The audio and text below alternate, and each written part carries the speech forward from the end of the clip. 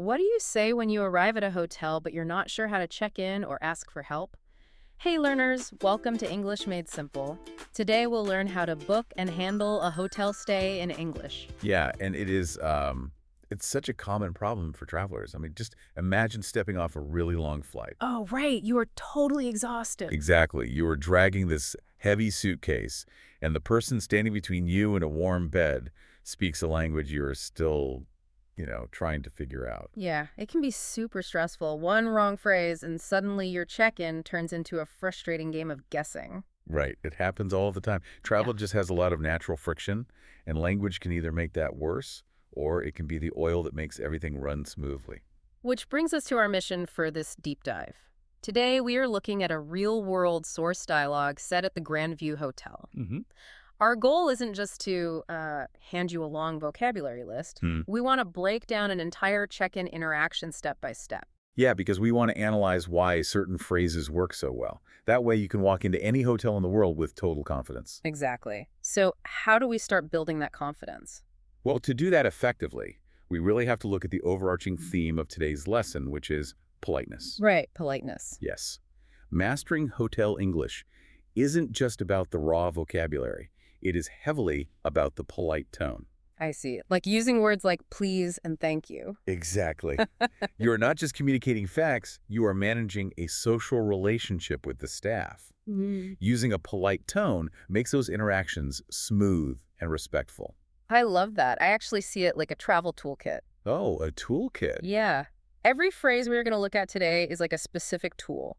It is designed to unlock a particular part of the hotel experience without any stress. That is a great way to think about it. You don't need a massive vocabulary, you just need to know which tool opens which lock. Exactly.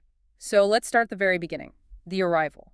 Every hotel stay begins at the front desk. We're going to imagine you've just walked up to the hotel reception. You need to tell them who you are to get your room. Here's how you can say it. Good morning. Welcome to the Grandview Hotel. How can I help you? Good morning. I have a reservation under the name of Mr. Miller. Just a moment, please. Ah, yes, for 2 nights. Could I please see your ID or passport? Certainly, here is my passport. Okay, let's pause and talk about those key phrases. The guest starts with, I have a reservation under the name of. Yeah, this is a standard phrase, but I know it trips people up. Why don't I just walk up and say, I am Mr. Miller? Well, because you aren't just identifying yourself as a person, you are identifying a data point in their system. Oh, right, because someone else might have booked it. Exactly. A company or a spouse might have made the booking. Saying under the name of gives the receptionist the exact search term they need to find you. It's like a secret code. It links you to your room in their computer. That is exactly what it is. Then the receptionist says, could I please see your ID? Right, and I actually have a question about that. Yeah. Why does the receptionist use could I instead of just saying can I or, just saying give me your ID?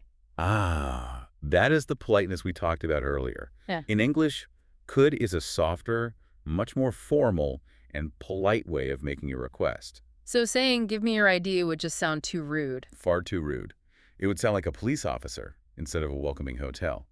Using could creates a respectful distance. I see.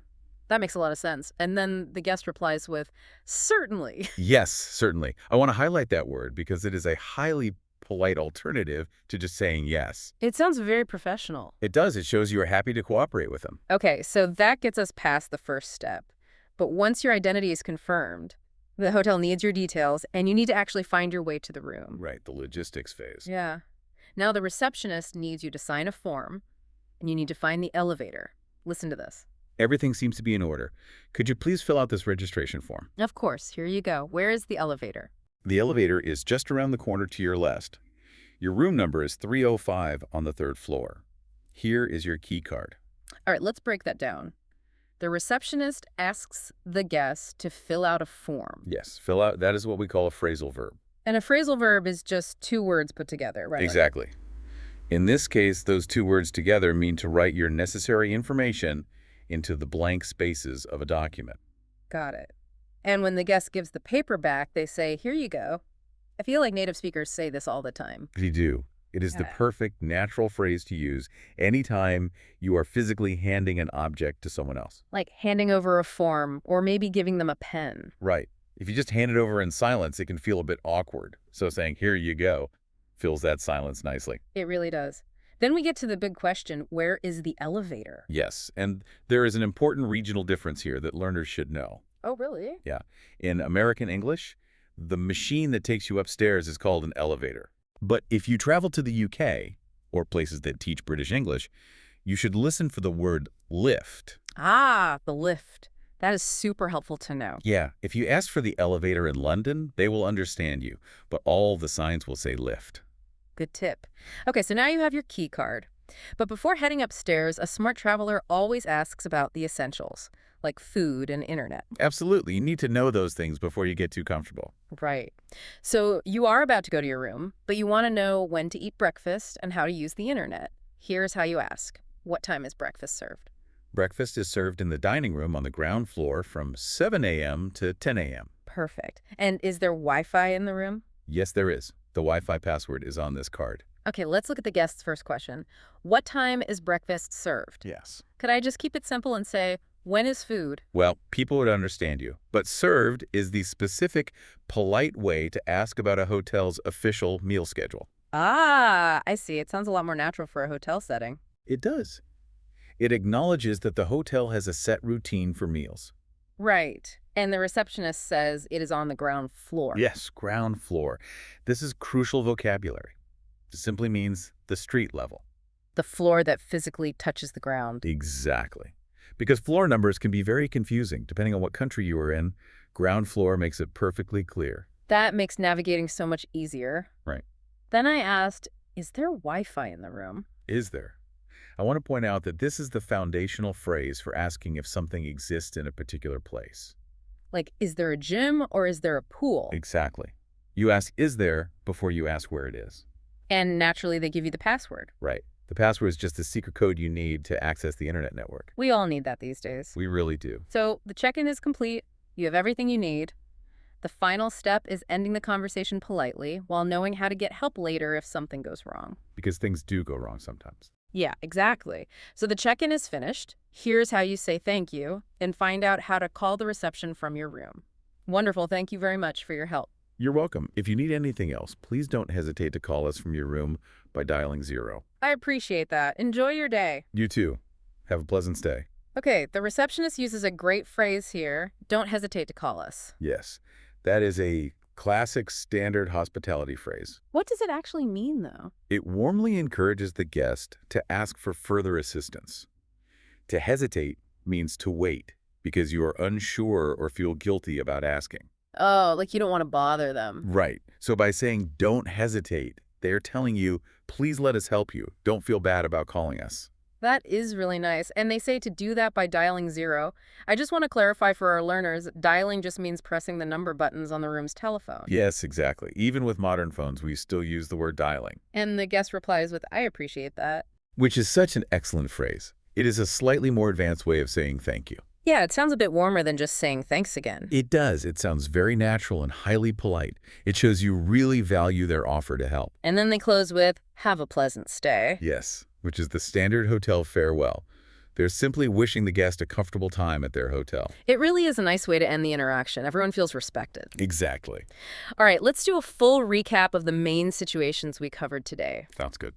We practiced checking in with an ID, filling out forms, asking about the elevator, finding out about breakfast and Wi-Fi, and finally, learning how to call for help.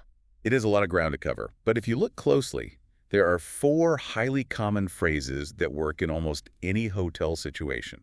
Okay, let's share those top 4 phrases so our learners can remember them. First, I have a reservation under the name of. Got it. Second, could I please? Very polite. Third, where is? For finding things. And fourth, I appreciate that. Those 4 phrases really are a perfect travel toolkit. We warmly encourage you to pause the audio right now and practice repeating these key phrases out loud. Yes, definitely pause and practice. Use a slow, clear voice. Training your mouth to say the words makes it so much easier when you are actually traveling. It really is the best way to learn. Yeah. But before we finish up today, I want to leave you with a final thought to ponder. Oh, a challenge for the learners. Yes.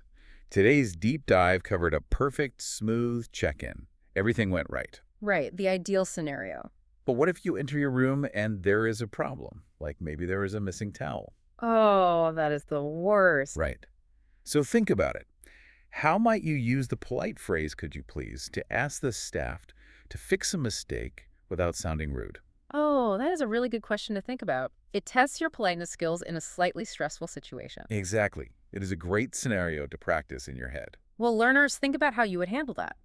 Welcome to English Made Simple, and we invite you to join us for the next lesson. Keep practicing.